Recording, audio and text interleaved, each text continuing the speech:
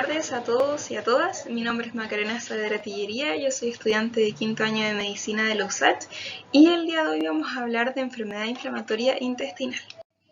Para comenzar, aquí está la hoja de ruta con todos los puntos que vamos a ver hoy. Y el perfil UNACOM, en cuanto al diagnóstico, tenemos que tener la sospecha, en cuanto al tratamiento debe ser solamente lo inicial y en cuanto al seguimiento debemos derivar. Para comenzar, la enfermedad inflamatoria intestinal es una enfermedad crónica caracterizada por recaídas y remisiones de episodios de inflamación gastrointestinal. Se clasifican en estos tres tipos que vemos acá en colitis ulcerosa, enfermedad de Crohn y de un 7 a un 10% cuando no se puede diferenciar entre estas dos entidades se clasifica como colitis indeterminada. En cuanto a la prevalencia, la colitis ulcerosa se presenta en 2 de cada 3 por cada 1000 personas y la enfermedad de Crohn tiene una incidencia un poquitito más baja de 1 a 2 personas por cada 1000. En Chile, la relación entre colitis ulcerosa y enfermedad de Crohn es de 2,9 a 1. En ambos sexos es por igual y la incidencia y prevalencia han tendido al aumento a nivel mundial, pero es aún más alta en países occidentales e industrializados. En cuanto a la presentación, el pic es entre la segunda y cuarta década y también se ha visto que en la sexta década hay un pic importante. En Chile, según los estudios, la mediana de presentación es a los 36 años. En cuanto a la fisiopatología, la causa exacta es desconocida todavía. Antiguamente se creía que era una enfermedad autoinmune, pero esa teoría está totalmente obsoleta hoy en día y se cree que es un desorden complejo de barrera que se caracteriza por una serie de combinación de factores que incluyen la predisposición familiar, ya que un 20% van a tener otro familiar con enfermedad inflamatoria intestinal y los familiares de primer grado tienen un riesgo 10 veces superior de tener una enfermedad inflamatoria intestinal. También se conjuga la alteración del microbioma intestinal, defectos de la inmunidad innata y adaptativa y también exposición ambiental. Normalmente va a existir un balance entre los microorganismos comensales y el sistema inmune innato y adaptativo de la mucosa, pero la disrupción de este equilibrio se va a llamar disbiosis y va a provocar que existan bacterias en la mucosa epitelial, como podemos ver acá en la imagen, provocando que se induzca una respuesta inflamatoria que va a involucrar tanto el sistema inmune innato como adaptativo. Y en la colitis ulcerosa se va a observar que además existe una mucosa más delgada. En cuanto al cuadro clínico, en ambas patologías el curso típico es tener periodos de remisión alterados con actividad inflamatoria. Los pacientes que tengan una clínica de enfermedad inactivada van a tener una probabilidad alta de un 80 a un 90% de permanecer en remisión al año siguiente. Y los pacientes con enfermedad inflamatoria intestinal que no son inactivos van a presentar una clínica característica de dolor abdominal con diarrea crónica disentérica que puede tener una duración variable, desde semanas hasta meses. Por esto es importante preguntar la anamnesis para hacer el diagnóstico diferencial por el inicio y la severidad de los síntomas, si es que hay viajes recientes pensando en parásitos, si es que hay conductas de riesgo de ETS, si hay enfermedad isquémica, irradiación pélvica o abdominal y lo más importante preguntar por historia familiar de enfermedad inflamatoria intestinal, ya que este era uno de los grandes factores de riesgo. Al examen físico tenemos que buscar signos de complicaciones, como por ejemplo buscar masas, distensión abdominal, alteración hemodinámica o rigidez, si es que estamos pensando en alguna perforación. Y algo importante que no debemos olvidar es que tenemos que realizar el tacto rectal para comprobar que haya un sangrado y evaluar si es que este sangrado proviene de otro lado, como por ejemplo un hemorroide o una fisura anal. En cuanto a la colitis ulcerosa, va a haber dolor abdominal leve, cólico, que se va a aliviar con la defecación y lo más importante y característico es que se va a asociar a síntomas rectales, como por ejemplo pujo, tenesmo, urgencia, diarrea crónica disentérica que ya les mencioné y cuando aumenta la gravedad se puede llegar a asociar incluso a síntomas sistémicos como fiebre, malestar, náuseas y vómitos. Sin embargo, a pesar de todo ello, la colitis ulcerosa tiene una tasa de supervivencia a largo plazo que es similar a la tasa de supervivencia de la población general. En cuanto a la enfermedad de Crohn, la clínica va a depender del lugar de afectación. Si es una afectación gastroduodenal, van a haber síntomas de úlcera péptica. Si hay afectación del intestino delgado, va a haber dolor abdominal y diarrea. Y si afecta el colon, va a haber dolor abdominal, diarrea sanguinolenta. Y si es transmural, puede llevar a fibrosis que va a conllevar a una obstrucción intestinal. Lo más frecuente de este cuadro es la disminución de peso por diarrea o mala absorción. Y en un 30%, que también va a ser característico de enfermedad de Crohn, va a haber enfermedad perianal, ya sea fístula, abscesos o fisuras.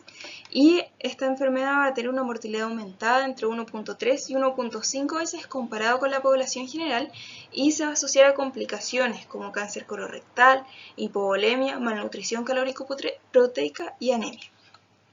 También es importante mencionar que hay manifestaciones extraintestinales en un 25 o un 40% de los pacientes. Y estas complicaciones pueden ser variadas. La primera que vamos a ver son las complicaciones intestinales, que lo primero que podemos observar es un sangrado rectal que se va a controlar por endoscopía o embolización por arteriografía y si no, tenemos que indicar cirugía. El otro síntoma que se puede agregar es un megacolon tóxico que podemos ver acá en la radiografía, que es más frecuente en la colitis ulcerosa en el 5% de los pacientes y es una complicación muy grave. Esto ocurre cuando hay una dilatación del colon asociado a un aumento del dolor abdominal con o sin síntomas de peritonitis, fiebre, taquicardia, deshidratación y disminución de los ruidos intestinales. Puede ser causado por una colitis grave, estudios varitados o endoscópicos en colitis grave, depresión de potasio o uso de anticolinérgicos u opiáceos, por lo que es fundamental verificar qué fármacos están recibiendo nuestros pacientes. Se debe sospechar en cualquier paciente que tenga colitis graves y se va a diagnosticar por una dilatación mayor a 6 centímetros en el colon transverso en la radiografía de abdomen, como vemos acá. Esto va a requerir monitorización estrecha con fluidos endovenosos, corticoides, antibióticos y si no mejora se va a realizar un tratamiento con una ciclosporina o infliximab. Si en 24 horas no mejora, tenemos que hacer una colectomía total ya que hay riesgo aumentado de perforación. En el caso de la perforación, que también se puede observar, ocurre en el 5% de los pacientes con enfermedad de Crohn y puede verse también como una complicación del megacolon tóxico, como ya lo conversamos.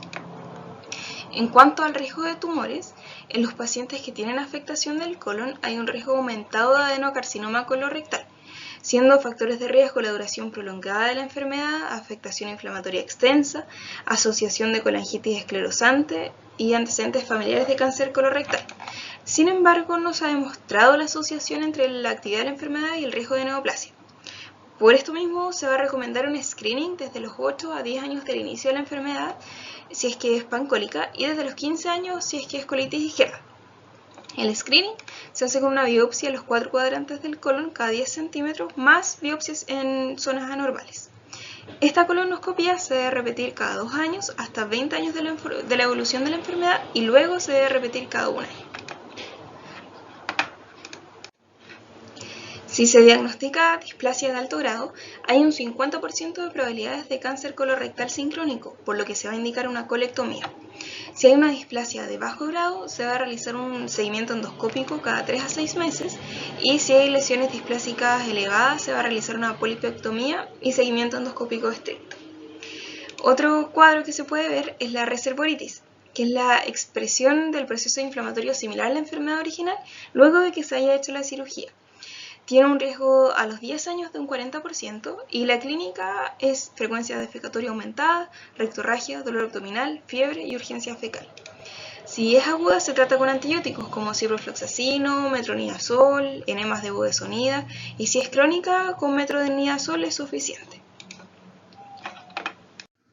En cuanto a las manifestaciones cutáneas, el eritema nodoso que podemos ver acá es la lesión cutánea más frecuente y se correlaciona con la actividad de la enfermedad. Lo más típico es que aparezca la enfermedad de Crohn y aparece en las piernas. El tratamiento es tratar la enfermedad y podemos agregar esteroides tópicos. Otra opción es que aparezca estomatitis y aftas orales, sobre todo en la enfermedad de Crohn, pero es mucho menos frecuente. Lo otro que podemos ver es el pioderma gangrenoso, que es una lesión necrótica ulcerada grave y que evoluciona independiente de la enfermedad, o sea, de la actividad de la enfermedad y se presenta con mayor frecuencia en la colitis ulcerosa. El tratamiento va a consistir en esteroides tópicos y antibióticos y podría necesitar esteroides endovenosos o sulfona oral, llegando incluso a requerir una resección del segmento intestinal afectado para que pueda sanar esta lesión. En cuanto a las lesiones oculares, lo más frecuente es que se observe conjuntivitis, epiescleritis e iritis, asociadas a la actividad de la enfermedad y se presentan en las dos patologías por igual. En cuanto a las complicaciones hepatobiliares, la colestasis es muy frecuente en enfermedad de Crohn. También se puede observar esteatosis por malnutrición, pericolengitis, colengitis esclerosante en colitis ulcerosa y no va a tener relación con la enfermedad. En cuanto a las complicaciones renales, en enfermedad de Crohn puede haber litiasis renal úrica y puede llegar a amiloidosis. En cuanto a las enfermedades hematológicas, podemos ver que va a haber anemia hemolítica COMS positiva o por déficit de hierro, folato o vitamina B12 en enfermedad de Crohn, con un riesgo aumentado de trombosis. En cuanto a las enfermedades musculoesqueléticas, lo más frecuente es que aparezca osteoporosis por consecuencia del tratamiento con los esteroides. También puede aparecer artritis periférica de grandes articulaciones o espondilitis con sacroileitis. En cuanto al diagnóstico, la diferenciación clínica entre colitis ulcerosa y enfermedad de Crohn es muy difícil, por lo que el diagnóstico además tiene que basarse en imágenes y en anatomía patológica. Y además se deben pedir exámenes de laboratorio para poder evaluar la gravedad. Se tiene que pedir un hemograma completo, pruebas de función renal y perfil hepático, en donde vamos a ver un aumento de los reactantes de fase aguda, anemia en algunos casos, hipoalbuminemia, y en el caso de la enfermedad de Crohn se ha encontrado correlación entre la actividad de la enfermedad y la proteína C reactiva. También podemos usar TAC, rayos X o resonancia magnética para poder evaluar la extensión y las complicaciones.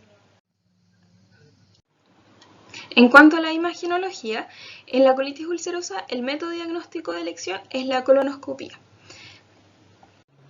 en donde veremos que solo se va a afectar la mucosa del intestino grueso, con lesiones que van a ser continuas, sin zonas sanas dentro del área afectada, aunque la intensidad de la inflamación pueda ser heterogénea. Como vemos en la imagen A de arriba, la mucosa está normal, sana, y en la imagen B podemos ver que hay mucho eritema y no podemos encontrar ninguna porción que esté sana en esta colonoscopia.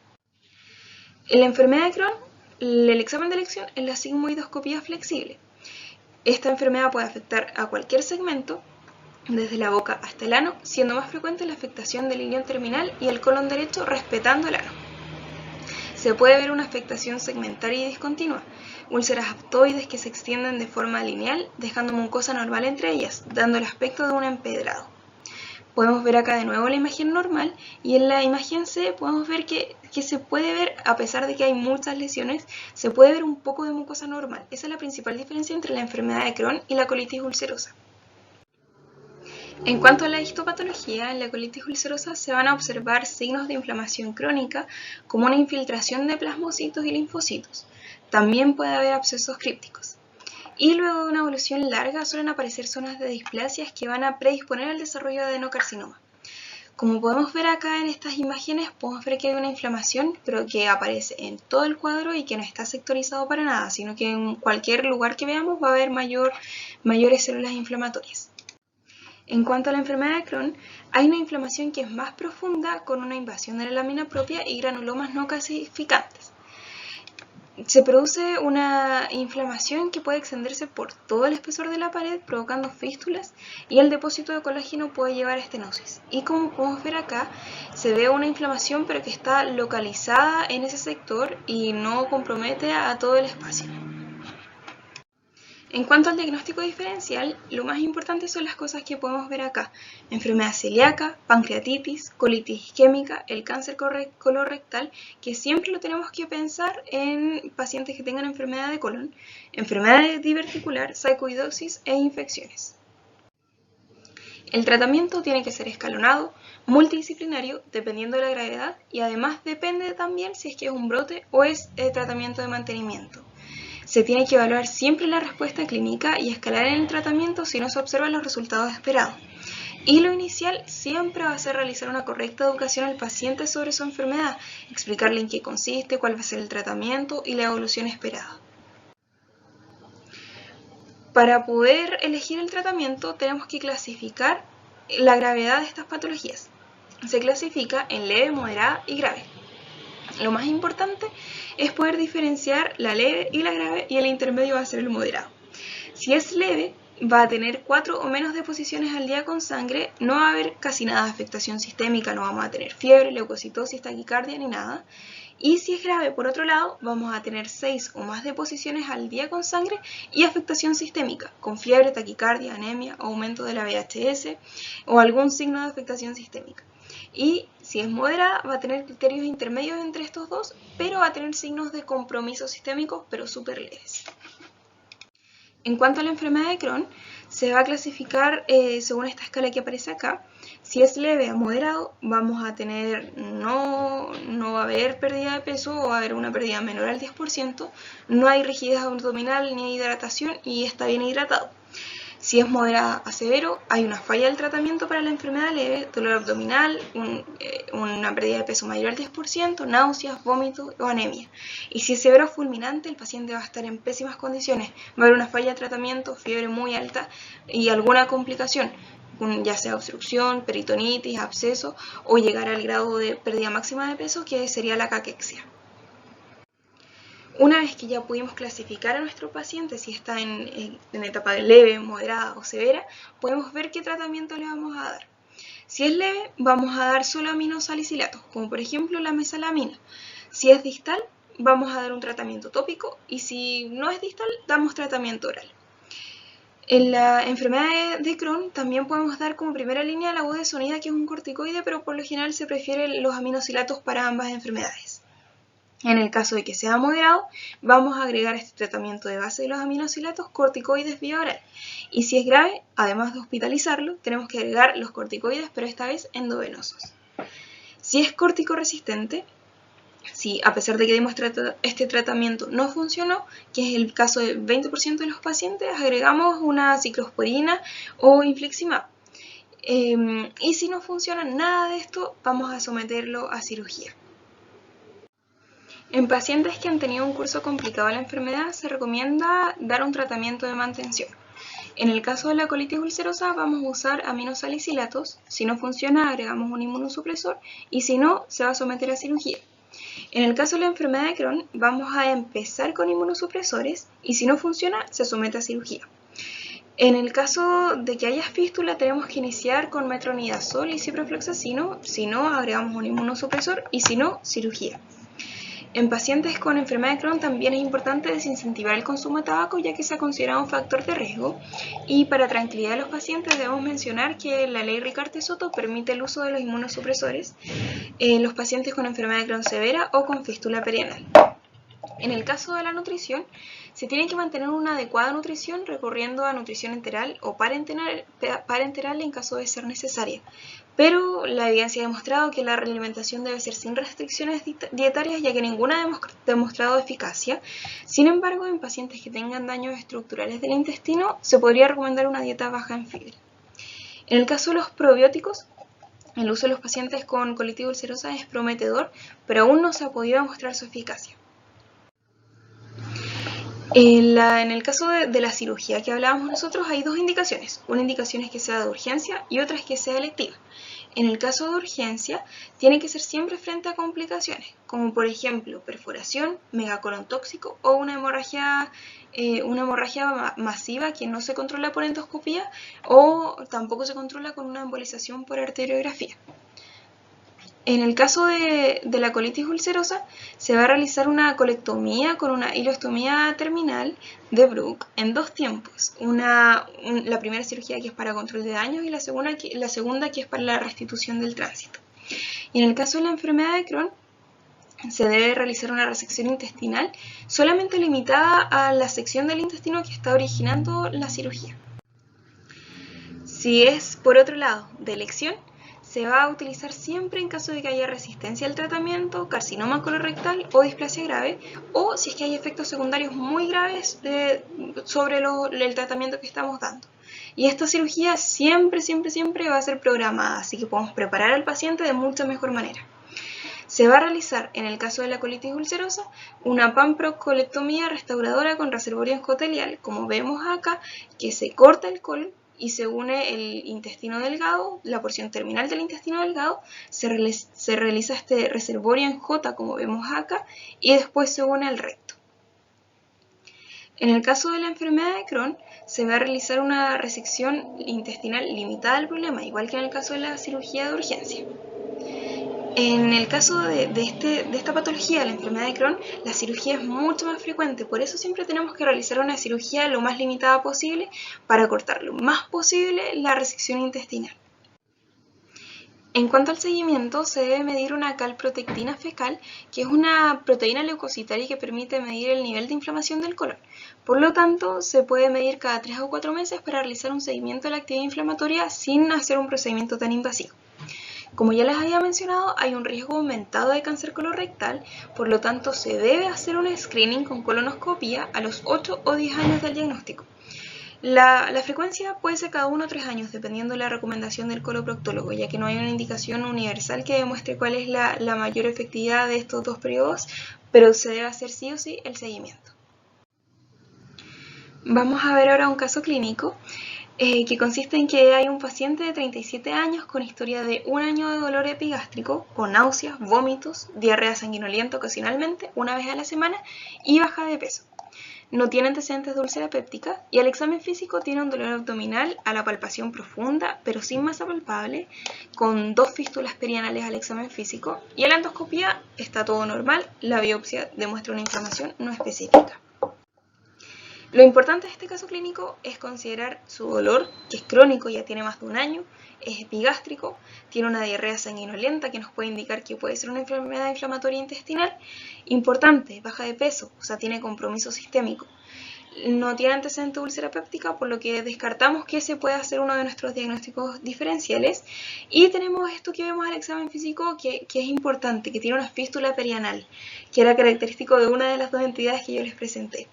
Y en la endoscopia, que es uno de los exámenes que se puede realizar, podemos ver que no hay nada, la biopsia hay una inflamación, pero es no específica.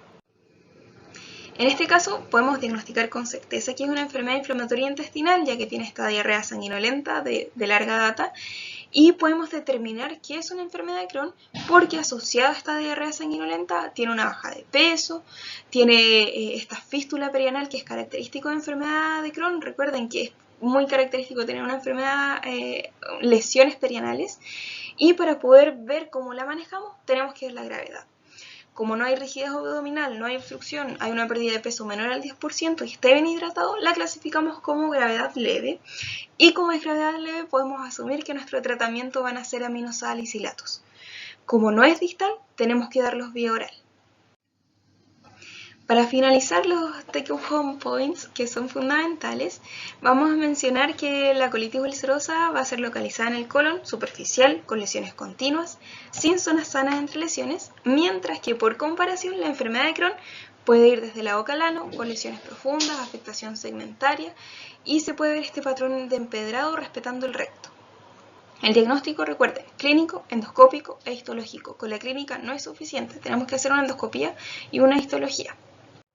Las enfermedades intestinales inflamatorias, ya sea colitis ulcerosa, enfermedad de Crohn o colitis indeterminada, se va a asociar a un mayor riesgo de cáncer colorectal, por lo que es fundamental hacer un screening con colonoscopia para hacer una detección temprana y evitar algún problema a largo plazo para los pacientes.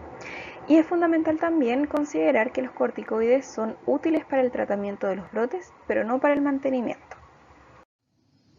Acá les dejo las referencias bibliográficas porque si las quieren visitar, y recuerden que cualquier duda pueden hacerlas a este correo que aparece acá. Muchas gracias y espero que esta presentación les haya servido.